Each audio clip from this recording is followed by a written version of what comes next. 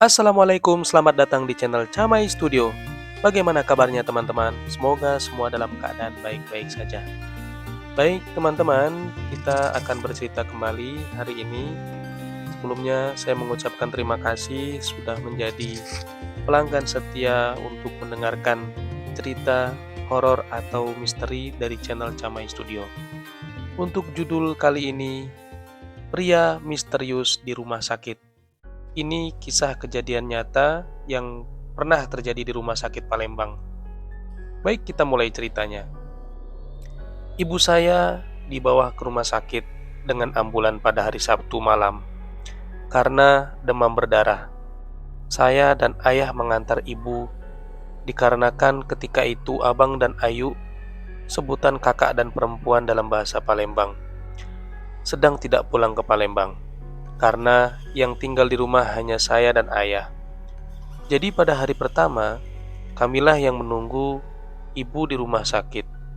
Ibu dirawat di rumah sakit tersebut, tepatnya di kelas 2, ruang spesialis penyakit dalam.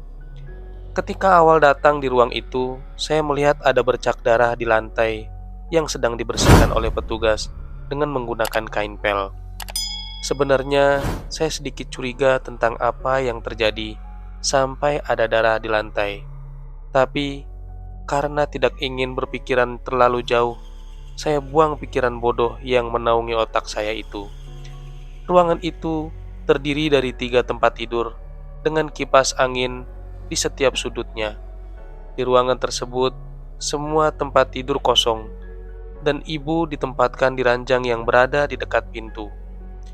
Pada malam pertama, saya dan ayah menunggu ibu, dan memang tidak terjadi apapun di ruang itu. Saya dan ayah mengobrol sampai larut malam, hingga tertidur.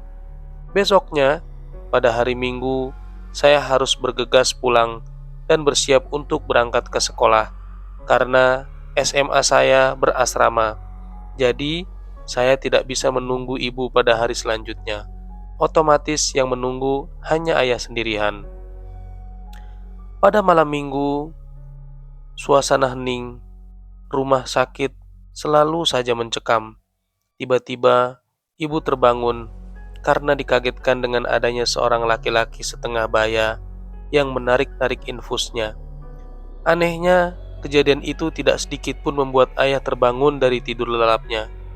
Ibu tetap teriak, sampai akhirnya terjatuh dari tempat tidur karena ditarik sosok lelaki misterius itu. Karena suara begitu berisik, ayah terbangun dan beberapa perawat bergegas datang ke ruangan itu.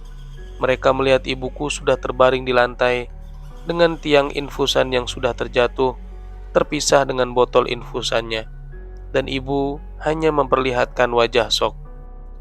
Singkat cerita, di pagi harinya, kejadian itu sempat membuat heboh. Orang-orang dari ruangan lain berdatangan menjenguk ibu. Alhamdulillahnya, gak terjadi apa-apa pada ibuku.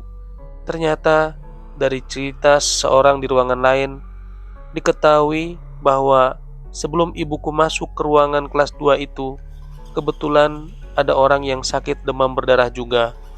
Namun, ia meninggal karena memuntahkan darah yang banyak dari tubuhnya. Tempat tidur orang tersebut kebetulan bersebelahan dengan ibu. Saya curiga mungkin darah tadi yang saya lihat sedang dibersihkan oleh petugas adalah darah orang yang meninggal di ruangan itu. Saya bersyukur setelah malam itu, malam selanjutnya tidak terjadi kejadian aneh lagi, dan bersyukur kejadian itu tidak mempengaruhi apapun pada ibu saya. 2 hari kemudian ibuku boleh diizinkan pulang oleh dokter. Aku pun merasa senang karena ibu bisa sehat kembali dan kembali ke rumah tanpa memikirkan kejadian yang menurutku lumayan seram selama di rumah sakit. Selesai sudah ceritanya. Baik teman-teman, terima kasih sudah mendengarkan cerita horor yang singkat ini. Mudah-mudahan bisa menghibur teman-teman sekalian. Jangan lupa yang baru bergabung untuk like, subscribe, dan di-share agar kalian tak ketinggalan video-video terbarunya. Terima kasih. Wassalamualaikum warahmatullahi wabarakatuh.